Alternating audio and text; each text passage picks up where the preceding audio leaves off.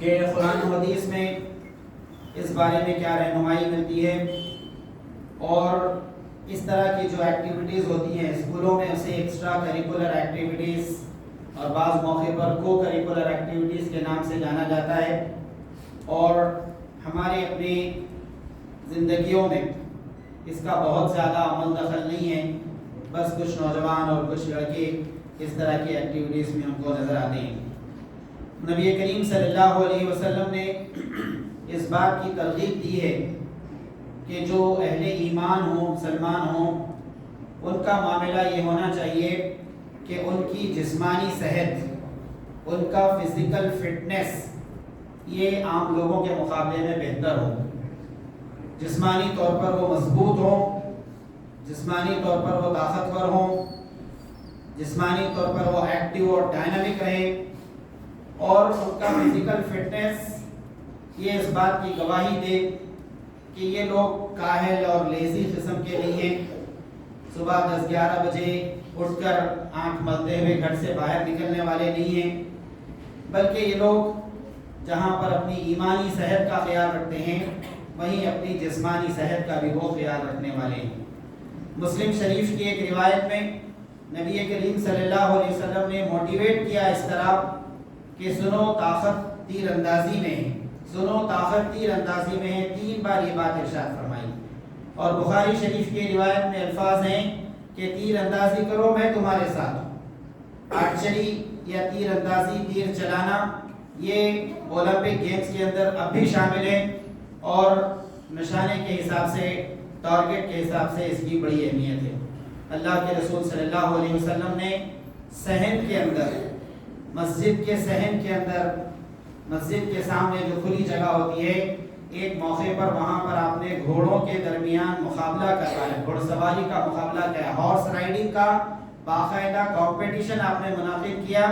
اور حدیث میں آتا ہے کہ جو لوگ جیتے ان کو اللہ کے رسول صلی اللہ علیہ وسلم نے کچھ انعام یا کچھ تحفہ بھی دیا ہے، اس بات کا بھی ذکر ہم کو ملتا ہے۔ اسی طرح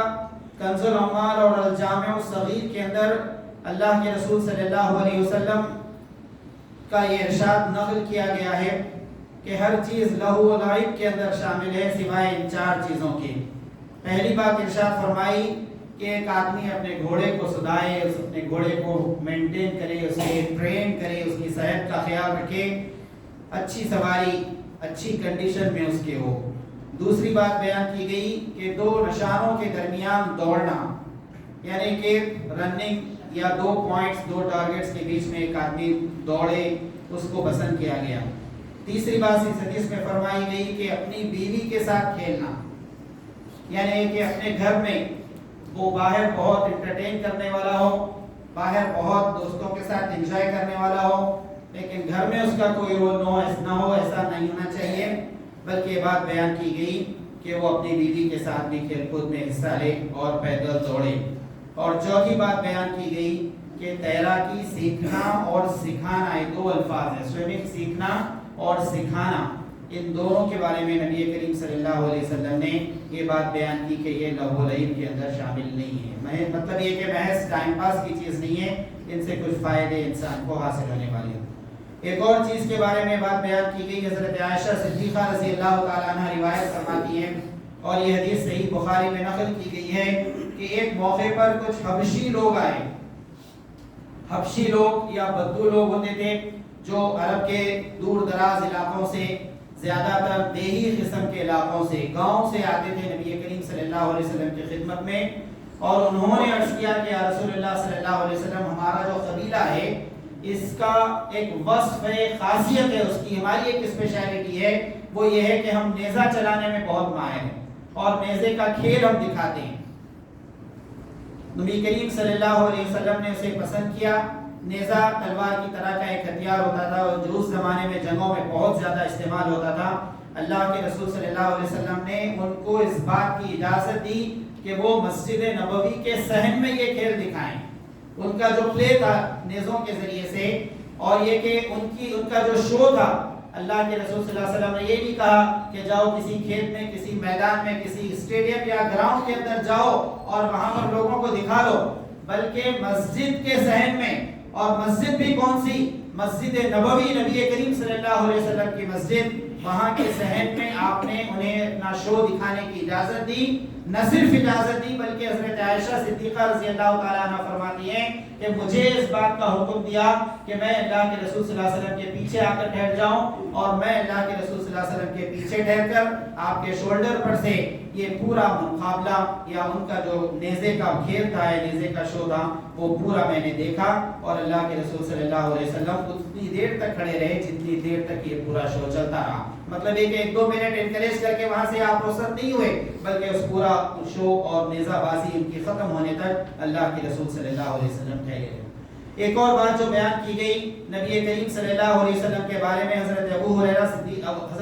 ہریرہ رضی اللہ تعالیٰ عنہ روایت کرتے ہیں کہ نبی کریم صلی اللہ علیہ وسلم کے جو روز کے معمولات تھے اس میں پیدل چلنے کا ایک معمول تھا، چہل قدمی کا، واکنگ کا ایک معمول تھا. اور اللہ کے رسول صلی اللہ علیہ وسلم بہت تیز چلتے تھے. آپ کو معلوم ہوگا کہ حیدرآباد میں پبلک گارڈن میں لوگ واکنگ کے لیے آتے ہیں اور ایک باقاعدہ واکرز کلب بنایا گیا ہے، اور مہینے میں ایک مرتبہ وہ لوگ ہیلتھ کے کسی ٹاپک پر لیکچر رکھتے ہیں. تو وہاں پر ہر سال ایک انعام دیا جاتا ہے، fastest Walker of public garden, باغ عام میں سب سے تیز چلنے والا. اور اس میں عام طور پر 60 سال اور 70 سال کی عمر کے لوگ پہلا انعام لے جاتے ہیں. ان کے ساتھ نوجوان چل نہیں سکتے بلکہ ہمیں بھاگنا پڑتا ہے، کیونکہ وہ پابندی کے ساتھ واک کرتے ہیں، پابندی کے ساتھ چہل قدمی کرتے ہیں. حضرت ابو ہریرہ رضی اللہ تعالیٰ عنہ اس حدیث میں فرماتے ہیں کہ اللہ کے رسول صلی اللہ علیہ وسلم سے زیادہ تیز چلنے والا میں نے کسی کو نہیں دیکھا. بہت تیزی کے ساتھ آپ چہل قدمی کرتے تھے، اور اس کا نتیجہ یہ ہوا کہ مکے سے لے کر طائف تک آپ نے جو سفر کیا تھا 60-70 کلومیٹر کا، یہ آپ نے پورا سفر پیدل طے کیا. اور اس کے بعد اس سفر کے مکمل ہونے پر آپ کے اوپر تھکن کے آثار نمایاں نہیں تھے، کیونکہ آپ کو روزانہ چلنے کی عادت تھی، واک کرنے کی عادت تھی، اور بہت تیز چلتے تھے. اس بات کی گواہی دیتے ہیں حضرت ابو ہریرہ رضی اللہ تعالیٰ. تو یہ ضرورت اس بات کی ہے کہ وہ لوگ جو کسی وجہ سے کسی جم کو یا ایکسرسائز کلب کو نہیں جا سکتے، کم از کم وہ اس حدیث کی پیروی میں روزانہ کے لیے کچھ واکنگ، کچھ چہل قدمی کی عادت ڈالیں، تاکہ بہتر قسم کی صحت ان کی بنی رہے اور اللہ کے رسول صلی اللہ علیہ وسلم کی یہ سنت کی بھی تکمیل ہو جائے. پھر اللہ کے رسول صلی اللہ علیہ وسلم نے جس چیز کو انکریج کیا وہ دوڑ کے مقابلوں کو، رننگ کو آپ نے انکریج کیا. حضرت بلال بن سعد رضی اللہ تعالیٰ عنہ فرماتے ہیں، مشکات المصابیح میں روایت آئی ہے کہ اللہ کے رسول صلی اللہ علیہ وسلم کے صحابہ میں سے حضرت سلمہ بن اکوا رضی اللہ تعالیٰ عنہ ایک نوجوان صحابی تھے. بات چیت میں تھوڑے سے رف تھے، ذرا سا رف گفتگو کرتے تھے لوگوں سے. تو ایک موقع پر ایک سفر سے واپس ہوئے اور چند کلومیٹر باقی تھے مدینہ منورہ پہنچنے کے لیے. تو اچانک ان کو خیال آیا کہ یہاں سے مدینہ تک پیدل جانے کے بجائے کیوں نہ ہم دوڑ کا مقابلہ رکھیں. تو انہوں نے دوسرے لوگوں کے سامنے یہ پروپوزل دیا کہ یہاں سے مدینہ تک ہم گھوڑوں پر نہیں جائیں گے، اونٹ پر نہیں جائیں گے، بلکہ رننگ کا ایک مقابلہ رکھیں گے، کمپٹیشن کرتے ہوئے جائیں گے. تو لوگوں نے کہا کہ کون تمہارے ساتھ مقابلہ کرے، تم کسی شریف کی عزت اور پھر یہ کہ اس کے ساتھ احترام سے بات نہیں کرتے، تمہاری بات چیت کا انداز. لوگوں نے اس پر کہا کہ تم لوگوں سے تھوڑا سا اس انداز سے بات کرتے ہو، تم سے کون مقابلہ کرے گا. اللہ کے رسول صلی اللہ علیہ وسلم کی خدمت میں پہنچے، پورا واقعہ بیان کیا. اللہ کے رسول صلی اللہ علیہ وسلم اس سفر میں ساتھ تھے، تو آپ نے اس بات کی اجازت دی کہ بہتر ہے کہ لوگ بجائے پیدل اور اونٹ پر اور ہاتھی پر اور جو ہے اونٹ پر اور گھوڑے پر جانے کے بجائے یہ رننگ کا کمپٹیشن کریں. چنانچہ صحیح مسلم کی روایت میں پورے الفاظ آتے ہیں، کچھ لوگ تیار ہوئے اور اسی پوائنٹ سے لے کر مدینہ منورہ تک انہوں نے رننگ کا مقابلہ رکھا، دوڑنا انہوں نے شروع کیا. اور جس جیسے کہ لوگوں کو توقع دی حسب ایکسپیکٹیشن ان کے لحاظ سے حضرت سلمہ بن اکوا رضی اللہ تعالیٰ عنہ اس مقابلے میں جیت گئے اور پہلا مقام انہوں نے حاصل کیا. ایک اور واقعہ کنز العمال کے اندر نقل کیا گیا ہے حضرت عمر بن خطاب رضی اللہ تعالیٰ عنہ، جن کے بارے میں یہ بات عام طور پر کہی جاتی ہے کہ بہت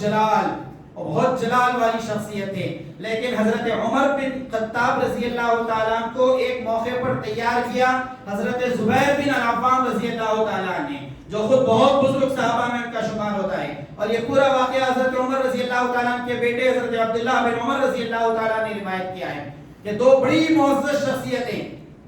ان دو کے درمیان مقابلہ ہوا، اور وہ مقابلہ کیا تھا؟ وہ دوڑ کا اور رننگ کا مقابلہ ہوا. تو پہلی مرتبہ یہ معاملہ پیش آیا کہ حضرت زبیر بن العوام اس رننگ کے کمپٹیشن میں جیت گئے، اور جیسے ہی اس بارڈر پر پہنچے، اس نشانی کو انہوں نے ٹچ کیا جو وہاں پر رکھی گئی تھی، ان کی زبان سے بس اچانک نکل گیا فزت برب کعبہ، رب کعبہ کی قسم میں کامیاب ہو گیا۔ حضرت عمر نے کوئی جواب نہیں دیا، اور چند مہینوں کے بعد پھر ایک اور مرتبہ مقابلے کی بات آئی، اس بار حضرت عمر بن خطاب رضی اللہ تعالیٰ نے اسے ون کیا، تو ٹھیک اسی جملے کو انہوں نے دہرایا، فزت برب الکعبہ، رب کعبہ کی قسم میں کامیاب ہو گیا۔ تو معاملہ صحابہ کرام رضوان اللہ تعالیٰ علیہ مجمعین کا یہ بیان کیا جاتا ہے کہ اپنی صحت کو بہتر رکھنے کے لیے، اپنے فزیکل فٹنس کے لیے وہ اس طرح کے ایکٹیویٹیز میں حصہ لیتے تھے۔ ان تمام احادیث کی روشنی میں علماء کرام نے، مسلم اسکالرز نے، جو گیمز ہوتے ہیں، جو سپورٹس ہوتے ہیں، اور جو ایکسٹرا کریکولر ایکٹیویٹیز ہوتے ہیں، جو فٹنس کے ایکٹیویٹیز ہوتے ہیں، اس کی کیٹیگرائزیشن کیا ہے، 3 حصوں میں سے تقسیم کیا ہے۔ پہلا جو کیٹیگری بیان کی، پہلا حصہ جو اس کا بیان کیا کہ ایسے کھیل، وہ سپورٹس اور گیمز اور وہ سارے ایکٹیویٹیز جو مستحب ہیں، جس کا کسی نہ کسی حیثیت سے احادیث کے اندر ذکر آیا ہے، اور پھر یہ کہ اس کے کھیلنے سے ظاہر ہے کہ آدمی کی صحت بھی بہتر ہوگی اور اس حدیث پر عمل کرنے کا کچھ نہ کچھ ثواب بھی ان کو مل جائے گا۔ یہ گیمز کی پہلی کیٹیگری انہوں نے بیان کی مستحب کھیلوں کی، اس میں سب سے پہلی چیز تیر اندازی یعنی آرچری ہے، دوسری چیز سوئمنگ یا تیراکی ہے، اور تیسری چیز گھوڑ سواری ہے، ہارس رائڈنگ۔ ان تینوں کی فضیلت اور ان تینوں کی اہمیت چونکہ حدیث میں بیان کی گئی ہے، تو علماء نے اس کو مستحب کھیلوں کی کیٹیگری میں شامل کیا ہے کہ یہ وہ گیمز ہیں، یہ وہ سپورٹس ہیں، یہ وہ ایکٹیویٹیز ہیں کہ جس کے ذریعے سے صحت بھی بہتر ہوگی اور کچھ نہ کچھ ثواب اور کچھ نہ کچھ اجر بھی مل جائے گا، کچھ ریوارڈ بھی مل جائے گا۔ دوسری کیٹیگری بیان کی مکروہ کھیلوں کی، کہ ایسے کھیل جو حرام تو نہیں ہیں اپنی نوعیت کے حساب سے، لیکن ناپسندیدہ ہیں، مکروہ ہیں، اور آپ دیکھتے ہیں کہ ہمارے اپنے شہر کے بعض حصوں میں اس طرح کی ایکٹیویٹیز بڑے زور و شور کے ساتھ ہوتی ہیں اور بہت دلچسپی کے ساتھ اسے کھیلا جاتا ہے۔ چنانچہ روایات میں آتا ہے نبی کریم صلی اللہ علیہ وسلم نے دیکھا کہ ایک آدمی نے کبوتروں کو ٹرین کیا، اور وہ کبوتر اس کے اشارے پر اڑتے تھے اور اس کی آواز سے واپس آتے تھے، تو وہ اس نے ٹرین کبوتر کو چھوڑا ہوا میں کچھ اشارہ کر کے، اس کو کچھ کمانڈ دے کر، اور اس کے بعد اس کے پیچھے پیچھے دوڑنے لگا۔ تو اللہ کے رسول صلی اللہ علیہ وسلم نے فرمایا کہ ایک کبوتر ہے جو ہوا، ایک شیطان ہے جو ہوا میں اڑ رہا ہے، اور ایک دوسرا شیطان ہے جو زمین پر اسے فالو کر رہا ہے۔ یعنی کہ نہ اس سے جسمانی طور پر اس کو کوئی فائدہ ہے، نہ اس کے سے فزیکل فٹنس اسے حاصل ہو رہا ہے، اور یہ ایک ایسا کھیل ہے جو مکروہات کے اندر آتا ہے۔ چنانچہ مرغوں کو لڑانا، کبوتروں کو اڑانا اور اس طرح کی بیکار قسم کی ایکٹیویٹیز جس سے انسانی صحت کو، انسانی جسم کو کوئی فائدہ حاصل نہ ہو اور اس کا جسم اللہ کی راہ میں جدوجہد کے لیے تیار نہ ہو، اسے مکروہات کے اندر علماء نے شامل کیا ہے۔ تیسری کیٹیگری حرام کھیلوں کی بیان کی گئی ہے کہ جس کے ذریعے سے یہ کھیل آدمی کو ایسے چیزوں کی طرف لے جاتے ہیں جو ناجائز ہیں اور جنہیں سختی کے ساتھ منع کیا گیا ہے۔ اس میں سب سے پہلی چیز جوا اور سٹہ بیان کیا گیا کہ وہ پورے گیمز جس کے اندر بیٹنگ ہوتی ہو، سٹہ کھیلا جاتا ہو، پیسوں کی ہار جیت کی شرط لگائی جاتی ہو کہ آپ جیتنے پر آپ کو اتنے پیسے ملیں گے اور ہارنے پر اتنا آپ کو فائن پے کرنا پڑے گا یا اتنا کمپنسیشن دینا پڑے گا، جہاں پر جوا اور سٹہ شامل ہوتا ہو، وہ سب کے سب کھیل اور گیمز یہ حرام کی کیٹیگری کے اندر آتے ہیں۔ اور بعض ایکسپرٹ کہتے ہیں کہ عام طور پر جتنے میچز ہوتے ہیں، خاص طور سے انٹرنیشنل کرکٹ میچز جتنے ہوتے ہیں اور WWF کے جتنے مقابلے ہوتے ہیں، وہ سب کے سب پہلے سے پری ڈیسائیڈڈ اور پری فکسڈ ہوتے ہیں کہ اس میں کون جیتے گا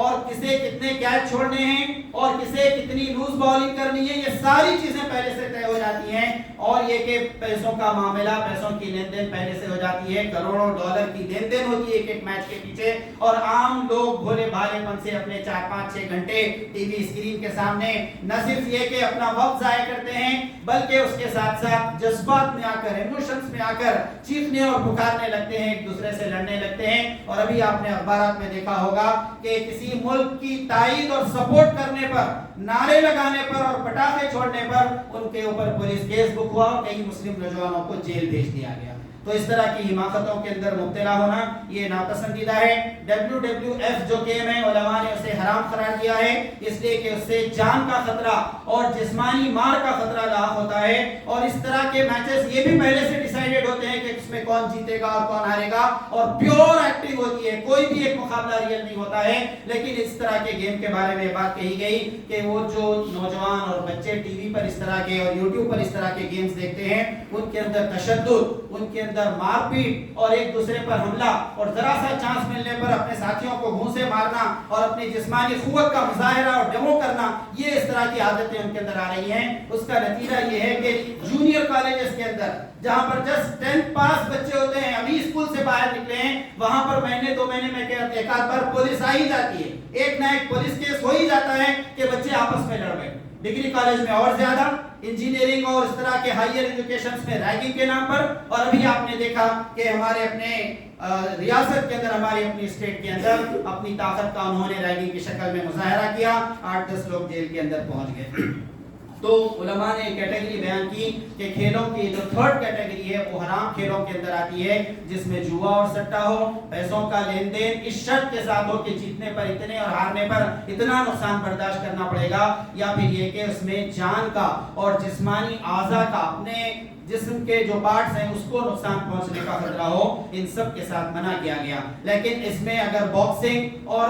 ریسلنگ یعنی کشتی اور باکسنگ کا ایسا مقابلہ جس میں جان کا خطرہ نہ ہو، اس کی اجازت دی ہے۔ خود اللہ کے رسول صلی اللہ علیہ وسلم کے بارے میں آتا ہے کہ ایک مشہور پہلوان تھا، اس کا نام رکانہ تھا، اس نے نبی کریم صلی اللہ علیہ وسلم سے کہا کہ میں آپ سے مقابلہ کرنا چاہتا ہوں۔ آپ نے یہ نہیں فرمایا کہ میں تو اللہ کا نبی ہوں، میں تو قرآن پڑھ کر سناتا ہوں، میں کیسے کشتی لڑوں گا، میں کیسے ریسلنگ کروں گا۔ آپ اس مقابلے کے لیے تیار ہوئے اور اس مقابلے میں جیتے، اور اس رکانہ نے اسلام کو،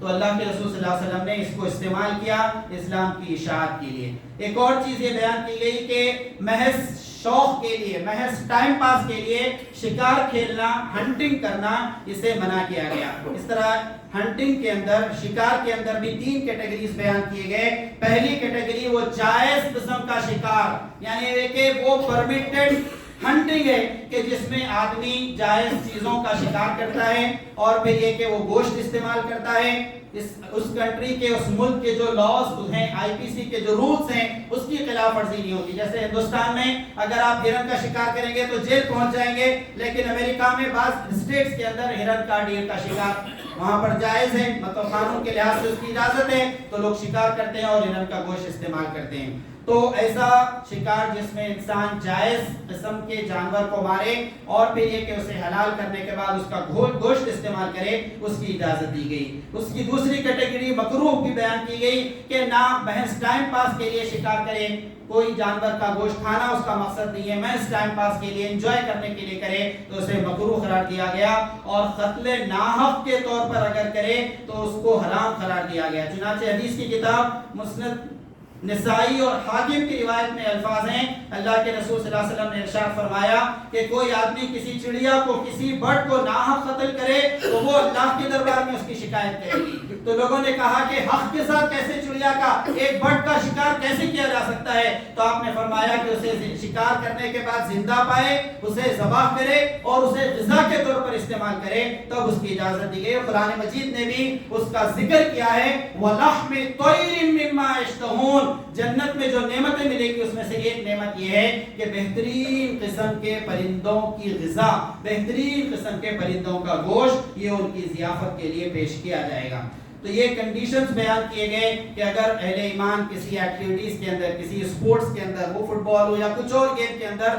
وہ اپنا انوالومنٹ رکھتے ہوں، تو اس کی پہلی شرط بیان کی گئی کہ آدمی اپنی نیت درست رکھے، یعنی یہ کہ اگر نیت یہ ہو کہ اس کے ذریعے سے میں اپنا جسم اچھا بناؤں گا، صحت مند زندگی گزاروں گا اور ضرورت پڑنے پر اللہ کی راہ میں جد و جہد کروں گا، تو اس کا ثواب بھی اس کو حاصل ہوگا۔ دوسری کنڈیشن سطر کی بیان کی گئی کہ انسان اپنے جسم کا، اپنے لباس کا خیال رکھے۔ یا بنی آدم لا یفتننکم الشیطان، سورہ اعراف میں کہا گیا اے بنی آدم، اے انسانوں، شیطان تمہیں فتنے میں مبتلا نہ کرنے پائے جس طرح اس نے آدم و حوا کو مبتلا کیا تھا۔ ینزع عنہما لباسہما لیریہما سوآتہما، کہاں ان کے سطر ان کے سامنے کھول دیے تھے تاکہ وہ ایک دوسرے کے قابل شرم حصوں کو دیکھیں. تو شیطان یہ چاہتا ہے کہ لباس انسان کا چھینا جائے, اسے نیوڈیٹی کے اندر مبتلا کیا جائے. اگر کسی گیم کے اندر اس سے بچتا ہے آدمی تو اس کی اجازت دی گئی. اس طرح دوستی اور دشمنی کی بنیاد نہ ہو. کھیل یا اسپورٹس اور گیمز ایکٹیویٹی کے لیے ہو, جسم کو بہتر بنانے کے لیے ہو,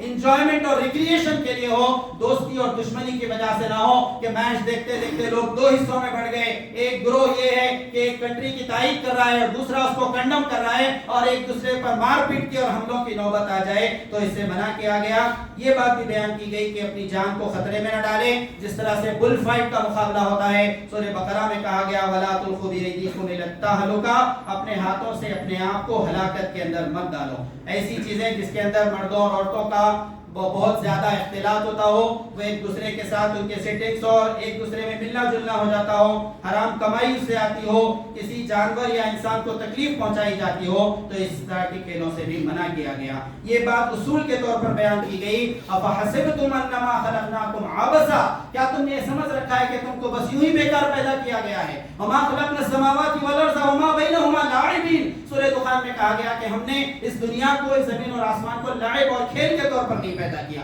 تو ایک خاص مقصد کے ساتھ انسان کی پیدائش ہوئی ہے, وہ اس مقصد کو حاصل کرنے کے لیے جدوجہد کریں. آپ دیکھتے ہیں کہ ایک گلف کنٹری نے, ایک مسلم کنٹری نے $220 بلین محض 28 دنوں کے ایک میچ کے لیے خرچ کیے. اگر یہی رقم کسی اچھی سٹینڈرڈ یونیورسٹی کے قیام کے لیے ہوتی, کسی ریسرچ سینٹر کے ڈیولپمنٹ کے لیے ہوتی, ملت اسلامیہ کے اندر سے بڑے بڑے سائنسدانوں کو پیدا کرنے کے لیے ہوتی, تو یہ زیادہ بہتر ہوتا. لیکن بہرحال اس گیم کا انہوں نے کسی حد تک استعمال کیا ہے قرآن اور حدیث کی تعلیمات کو پھیلانے کے لیے, اور بڑے بڑے مبلغین اور داعیوں کو بھی وہاں پر بلایا ہے کہ وہ اسلام کا میسج پہنچائیں. اگر اس کے نتیجے میں وہ کچھ اپنی ذمہ داری ادا کرتے ہیں امر بالمعروف اور نہی عن المنکر کی, تو وہ قابل مبارکباد ہیں. اللہ تعالیٰ سے دعا ہے کہ ان باتوں پر غور کرنے اور عمل کرنے کی توفیق عطا فرما. رب اغفر وارحم وانت خیر الراحمین والحمد للہ.